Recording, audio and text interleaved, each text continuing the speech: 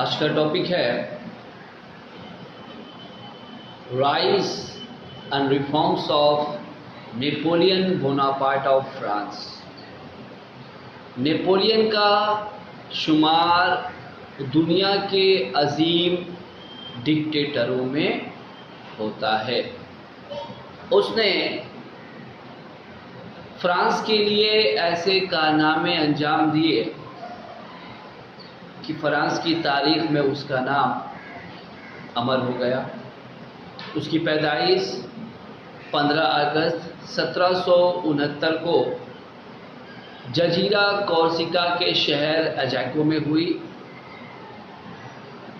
اور کم عمری میں ہی وہ فوجی اسکول میں داخل ہو گیا اور فوج کی تربیت لی۔ اس کے بعد وہ فرانسیسی فوج میں جس وقت شامل ہوا، فرانس کی حالت بہت خراب تھی۔ فرانس اندرونی اور بیرونی سطح پر بے شمار خطروں سے گھرا ہوا تھا۔ نیپولین نے غیر ملکیوں کے ساتھ لڑتے ہوئے اپنی بے مثال فوجی صلاحیت کا مظاہرہ کیا۔ اس نے 1796 میں آسٹریا اور سارڈینیا کی متحدہ فوج کو شکست دی اور فرانسیسی عوام کی نظر میں ہیرو بن گیا۔ فرانس میں 1795 سے 1799 تک ڈائریکٹری کی حکومت تھی، لیکن اس دوران ہر طرف افراتفری کا ماحول قائم رہا اور نیپولین نے اسی صورتحال کا فائدہ اٹھایا۔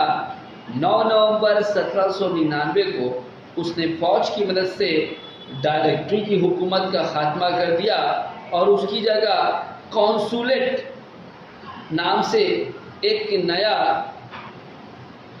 نظام قائم کیا۔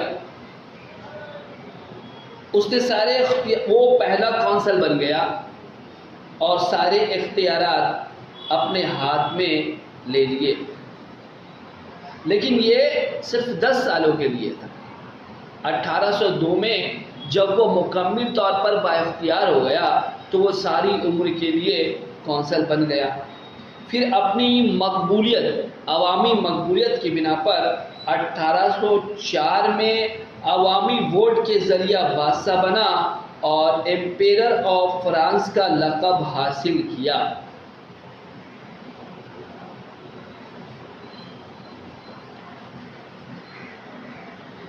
اقتدار ہاتھ میں لینے سے قبل نیپولین نے پہلے محاذ یعنی آسٹریا اور سارڈینیا کو 1796 میں شکست دے دیا۔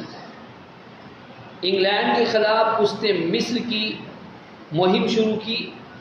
اس نے مالٹا اور اسکندریہ پر قبضہ جما لیا، لیکن 1798 میں اسے نیل کی جنگ میں انگلینڈ کے ہاتھوں شکست کا مزہ چکھنا پڑا۔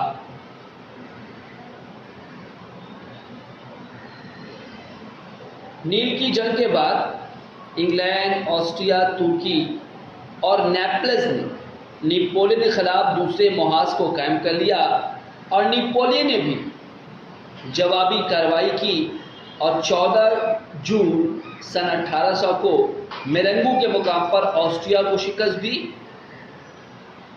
آسٹریا نے لونیویل کا معاہدہ کیا، جس کے تحت فرانس کو بیلجیم کے علاوہ رائن کا مشرقی کنارہ مل گیا۔ مارچ 1802 میں برطانیہ نے مجبور ہو کر ایمنس کا معاہدہ کیا اور فرانس کی حکومت کو تسلیم کر کے اپنے فتح کیے ہوئے علاقے کو خالی کر دیا۔ نیپولین کو نیچا دکھانے کے لیے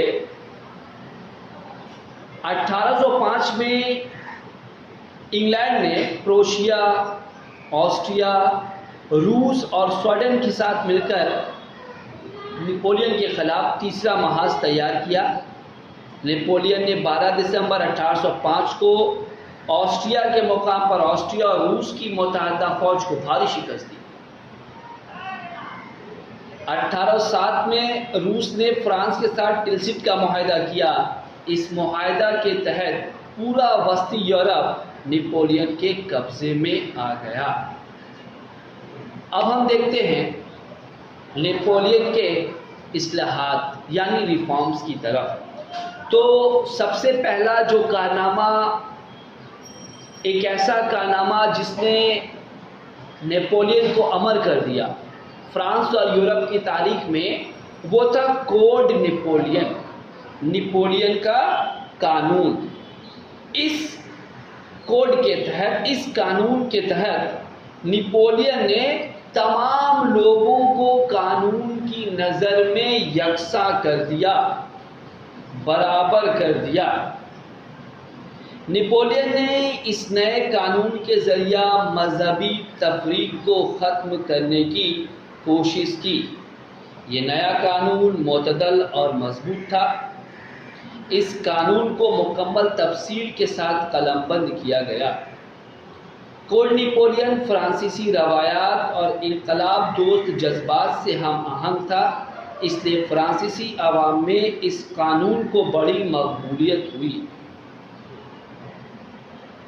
لیکن یہ بات یاد رکھنے کی ہے کہ نیپولین نے انقلاب فرانس کے دو سلوگنز مساوات اور بھائی چارگی کو تو اہمیت دی، لیکن انقلاب کے پہلے سلوگن نعرہ یعنی آزادی کو نظر انداز کر دیا۔ نیپولین دراصل ڈکٹیٹر تھا اور آزادی کا قائل نہیں تھا۔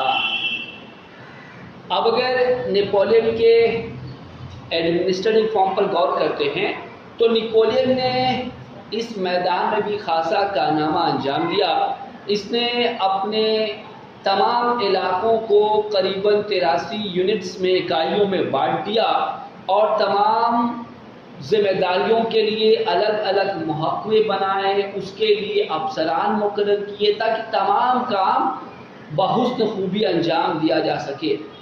تمام محکموں کی سربراہی وہ خود کیا کرتا تھا، افسران کی تقرری وہ خود کیا کرتا تھا، اور تمام افسران اپنے کام کے لیے نیپولین کو خود جواب دہ ہوا کرتے تھے۔ اس طرح اس نے بڑی حد تک جو ہے فرانس کے انتظامیہ کو ایک نئی روح دی تھی۔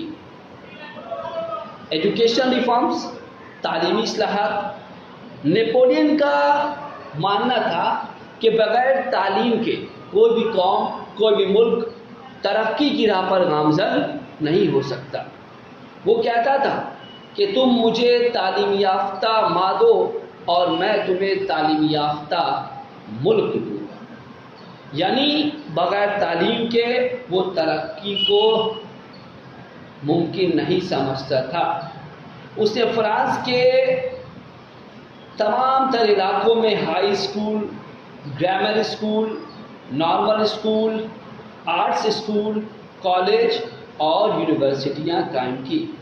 اس نے 6000 طلباء کے وظائف یعنی اسکالرشپس بھی جاری کیے۔ اس طرح تعلیم کے معاملے میں بھی اس نے عملی قدم اٹھایا۔ جہاں تک کہ اکنامک ریفارمز، معاشیات کا تعلق ہے تو اس معاملے میں بھی نیپولین بہت ایکٹیو تھا۔ فرانس کو معاشی طور پر مضبوط بنانے کے لیے نیپولین نے بینک آف فرانس قائم کیا سن 1800 میں۔ اسی مقصد کے لیے اس نے اسٹاک ایکسچینج اور چیمبر آف کامرس قائم کیا۔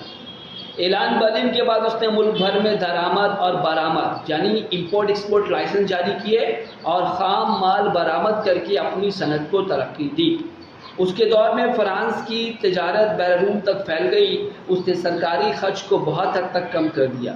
اس نے ہر قسم کے ریاستی قرضوں پر پابندی لگا دی، ٹیکس کا محکمہ قائم کیا، ہر محکمہ میں ٹیکس عائد کیے، زمینوں اور جائیدادوں کی رجسٹریشن کی گئی، دلدلی علاقوں قابل کاشت بنایا گیا، قلعوں کی مرمت کی گئی، بندرگاہوں کو وسیع کر دیا گیا۔